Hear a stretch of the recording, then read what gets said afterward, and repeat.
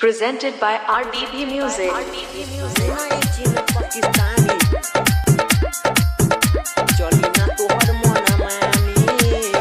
DJ Umesh Sukhipur बाजार। अरे सुना सुना ये चीन पाकिस्तानी चली ना तोहर मन मानी, चली ना तोहर मन मानी।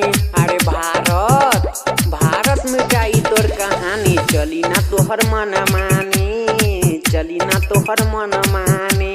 अरे सुना ये चीन पाकिस्तानी चली ना तोहर मन मानी।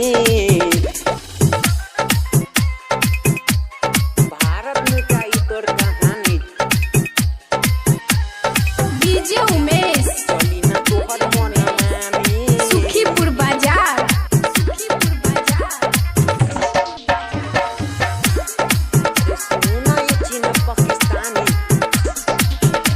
चीना जापान ना बोली केहू ना राज खोली, तू सुने पाकिस्तानी रे करे बमबाजी परब तो पे भारी, तू सुन पाकिस्तानी रे।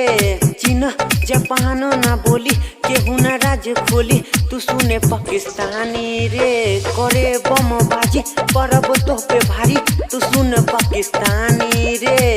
अरे अब से ना करन कानी चली ना तोहर मन मानी, चली ना तोहर मन मानी। अरे भारत मिटाई तोर कहानी चली ना तोहर मन मानी, चली ना तोहर मन मानी, चली ना तोहर मन मानी।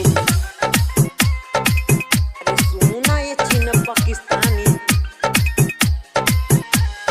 डीजे उमेश भारत मिटाई तोर कहानी सुखीपुर बाजार। चली ना तोहर मन मानी। अरे वीरेंद्र अब खेली कि खूनवे से होली, रविंद्र अब मानी है ना सारा ई देश सुना जानी, अमेरिका भी मानी पाकिस्तान अब आई है ना।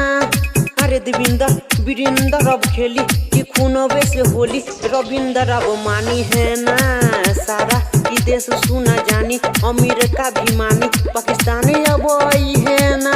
अरे खूबे करे ले बेमानी चली ना तोहर मन मानी, चली ना तोहर मन मानी।